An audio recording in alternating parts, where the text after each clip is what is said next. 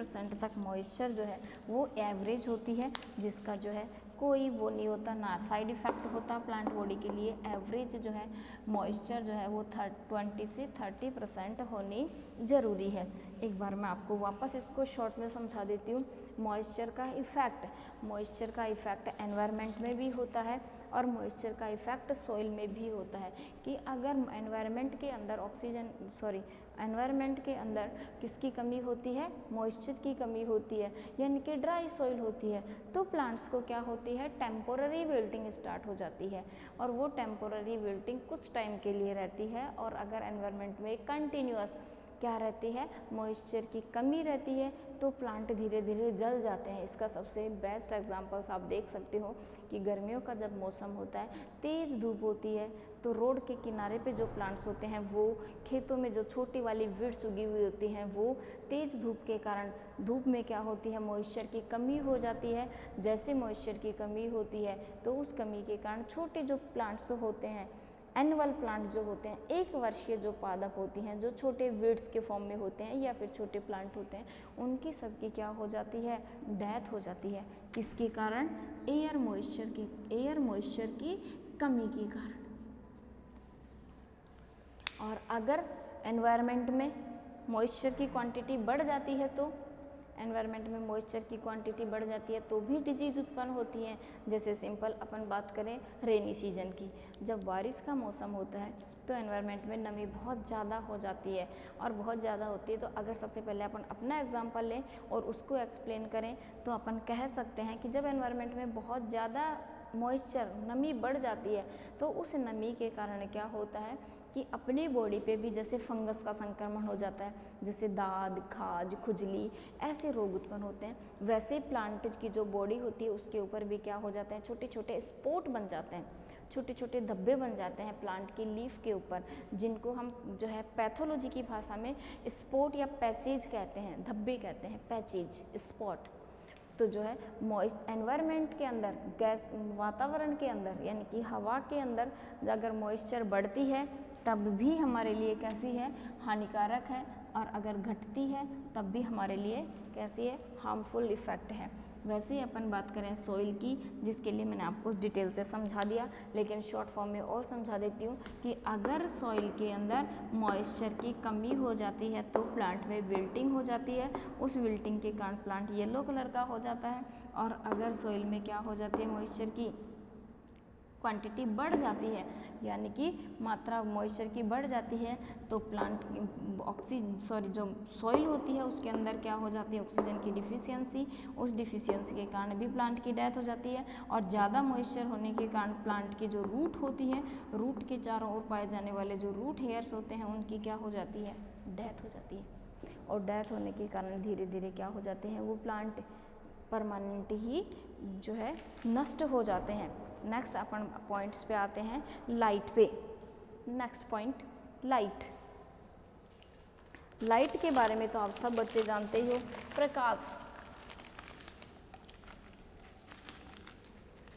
प्रकाश जो है, sunlight, light, सबसे मेन अपने लिए इम्पोर्टेंट पार्ट है सनलाइट। तो आज अपन बात करते हैं किसकी, सनलाइट की।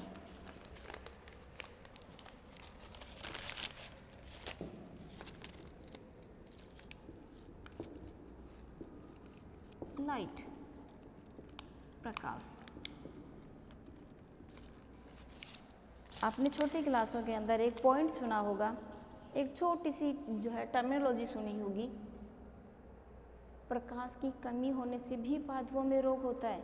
अगर हम किसी पादप को रेगुलर, नियमित रूप से कई दिनों तक अंधेरे में रखते हैं तो उस प्लांट का कलर ग्रीन कलर से कैसा हो जाता है, येलो कलर का हो जाता है। क्या कहते हैं उसको, क्या कहते हैं उसको? इस चीज़ को आप एक बार सोचो और समझो कि अगर लाइट की मात्रा जो है, क्वांटिटी अगर बढ़ जाती है तब भी डिजीज़ कॉज होती है, और अगर लाइट की क्वांटिटी घट जाती है तो भी डिजीज़ कॉज होती है। तो सबसे पहले अपन बात करते हैं लो लाइट।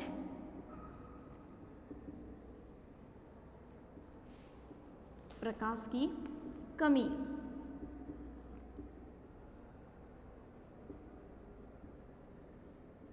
प्रकाश की कमी। जैसे सिंपली अपन जानते हैं, अगर किसी प्लांट को हम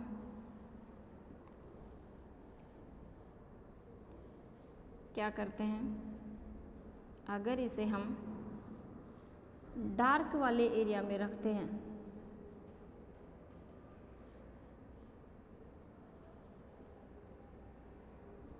ये एक नॉर्मल प्लांट है, जैसे नॉर्मल प्लांट, इस नॉर्मल प्लांट को किस में रखें, लाइट में, तब तो इसकी जो ये लीफ हैं उनका कलर कैसा होगा, ग्रीन। कैसे कलर की लीफ होंगी ये, ग्रीन कलर की लीफ रहेंगी। अगर इसी प्लांट को हम क्या करें, डार्क एरिया में रखें, तो जो प्लांट है उस प्लांट में नोड पार्ट, जो मैंने अभी आपको कुछ टाइम पहले ही समझाया था कि जो नोड है, जो इंटरनोड हैं, उनमें से इंटरनोड पार्ट की ग्रोथ हो जाती है। किसकी, इंटरनोड पार्ट की। अब की बार जस्ट अपोजिट है, उसमें इंटरनोड पार्ट की ग्रोथ घट रही थी, नोड पार्ट बार बार बन रहे थे, और इसमें नोड जो पार्ट हैं उनकी ग्रोथ घट जाएगी और इंटरनोड की बढ़ जाएगी। जैसे अपन बात करें इसकी, ये पूरा प्लांट है, एक नोड ये है, एक नोड यहाँ है, एक नोड यहाँ है। अगर हम इसे नॉर्मल लाइट में रखते हैं तो इस प्लांट के नोड जो हैं वो, और इंटरनोड, नोड पार्ट, और ये पार्ट है इसका इंटरनोड, कैसा रहेगा, एवरेज। और अगर हम इस प्लांट को क्या रखें, डार्क एरिया में रख दें, अंधेरे कमरे में रख दें, ऐसी जगह जहाँ ना सनलाइट आए ना ट्यूबलाइट आए, कोई सी भी लाइट नहीं आए, अगर हमने इसको रख दिया तो ये जो इंटरनोड पार्ट है ये बढ़ जाते हैं। ये इंटरनोड पार्ट,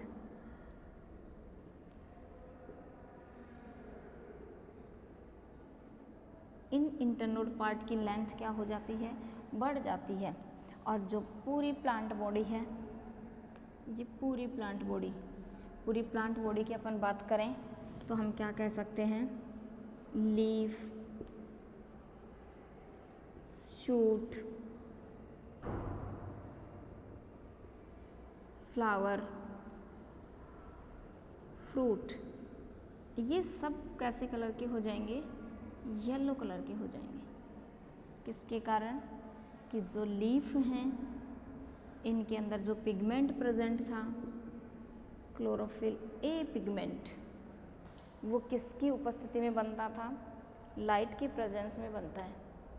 जब लाइट प्लांट को मिलेगी नहीं तो किसकी डेथ हो जाती है, क्लोरोफिल की डेथ हो जाती है।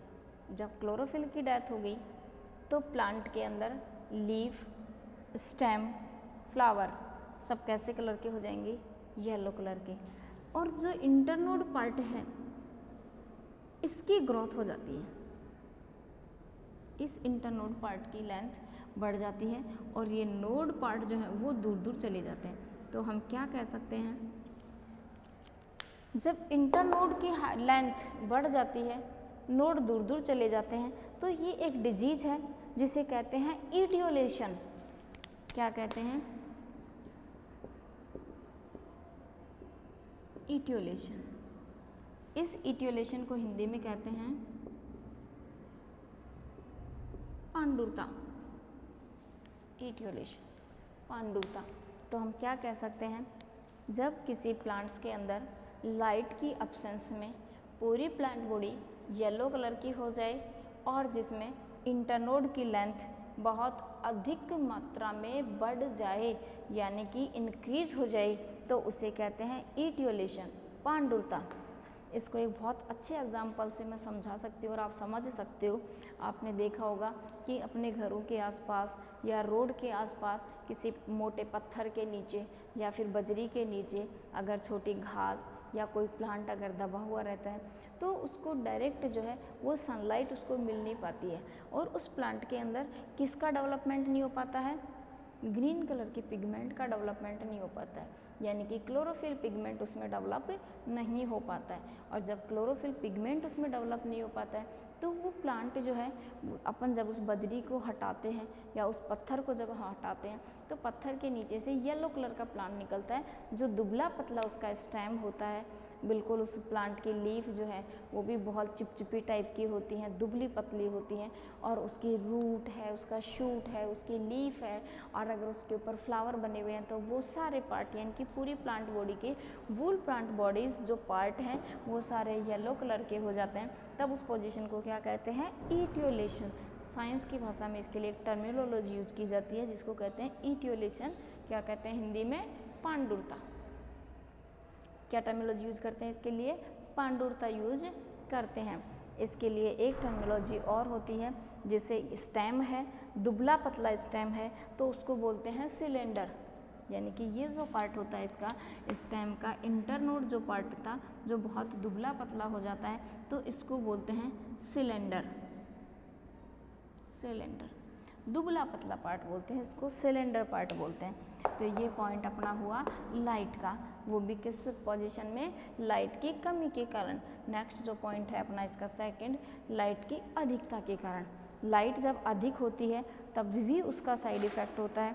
इसके लिए भी आपने कई बार सुना होगा कि जब बहुत तेज़ लाइट होती है तो जो फ्रूट होते हैं वो भी क्या हो जाते हैं, धीरे धीरे झड़ने लग जाते हैं, उनके अंदर परिपक्वन नहीं होता, मैच्योरिटी नहीं आती, मैच्योर नहीं होते फ्रूट। इसको कहते हैं रैपनिंग।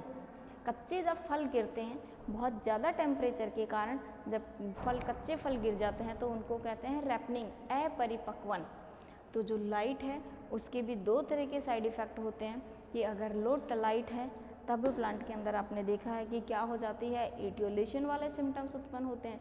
और अगर लाइट कैसी है, हाई लाइट है, बहुत ज़्यादा लाइट मिलती है तो उसके अंदर क्या हो जाती है, अपरिपक्वन हो जाती है। इमैच्योर जो फ्रूट होते हैं वो धीरे धीरे उसके अंदर बनने लग जाते हैं। नेक्स्ट पॉइंट चलते हैं अपन इसमें, फिफ्थ पॉइंट। फिफ्थ पॉइंट में आता है एयर पॉल्यूशन। एयर पॉल्यूशन के बारे में तो आप सब जानते ही हो, वायु प्रदूषण क्या होता है। छोटी क्लासों में आपने पढ़ा है कि वायु प्रदूषण, जल प्रदूषण, ध्वनि प्रदूषण, खूब टाइप के प्रदूषण पढ़े होंगे, लेकिन उनमें से अपन एक की बात करते हैं, किसकी, वायु प्रदूषण की। जल प्रदूषण, ध्वनि प्रदूषण, इनकी बात इसलिए नहीं करेंगे क्योंकि अपन प्रदूषण के टाइप नहीं पढ़ रहे। वायु प्रदूषण से प्लांट बॉडी के अंदर जो है वो क्या क्या इफेक्ट होते हैं, इस पॉइंट पे अपन बात कर रहे हैं। तो अपन चलते हैं प्रदूषण, एयर पॉल्यूशन।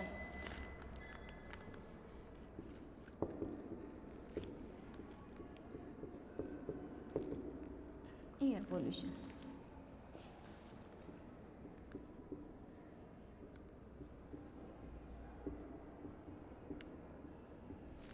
वायु प्रदूषण। वायु में कब प्रदूषण होता है, जब वायु की जो फिक्स अमाउंट में जो गैसेज हैं उनमें डिस्टरबेंस होता है।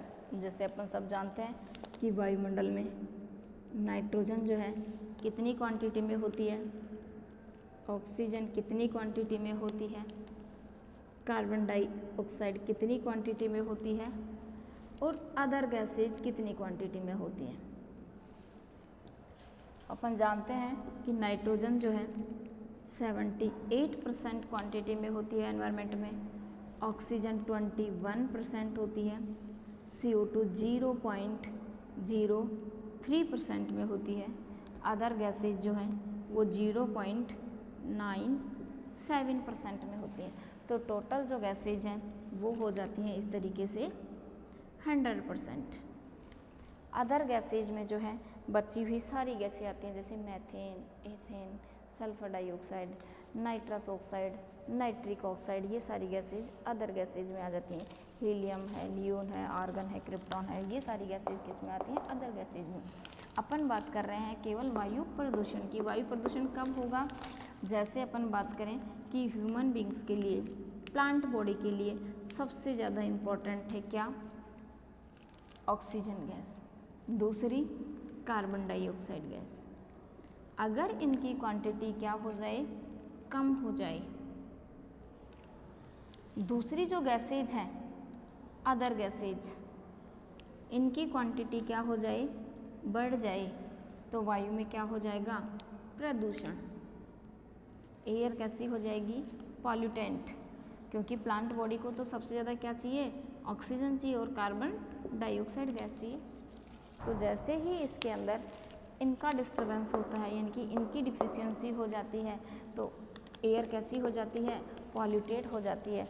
जैसे ही एयर में पॉल्यूशन बढ़ता है तो वो प्लांट बॉडी के लिए हानिकारक हो जाता है। जैसे सिंपल बात करें अपन, फैक्ट्री,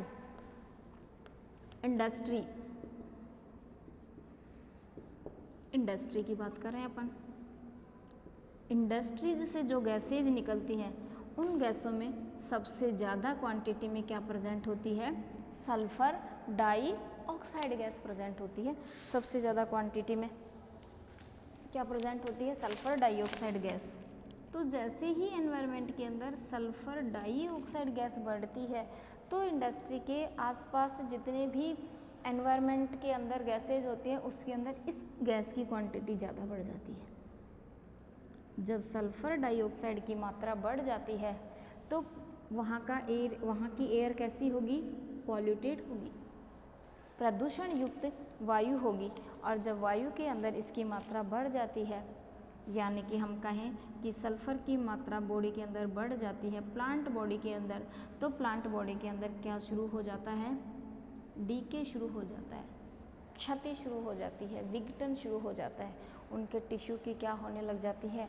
डेथ होने लग जाती है सल्फर डाइऑक्साइड के कारण। इसी प्रकार से जो है वो दूसरे होते हैं, जैसे कारखानों से निकलने वाली गैसेज होती हैं, ईंधन होती है कि जब ईंधन को हम जलाते हैं तब भी ज़्यादा क्वांटिटी के अंदर क्या निकलती हैं? गैसेज निकलती हैं। ये सारी क्या करती हैं?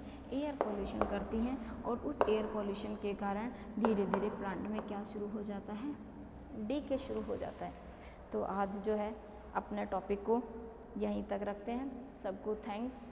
और नेक्स्ट टॉपिक में अपन नेक्स्ट एपिसोड में इसके लिए और डिटेल से समझेंगे कि इसके अंदर प्लांट्स के बॉडी के ऊपर जो है कौन कौन से नॉन पैरासाइटिक फैक्टर्स हैं, कौन कौन से नॉन पैथोजेनिक हैं जिनके साइड इफ़ेक्ट प्लांट बॉडी पे होते हैं। आज की क्लास के लिए इतना ही। थैंक्स।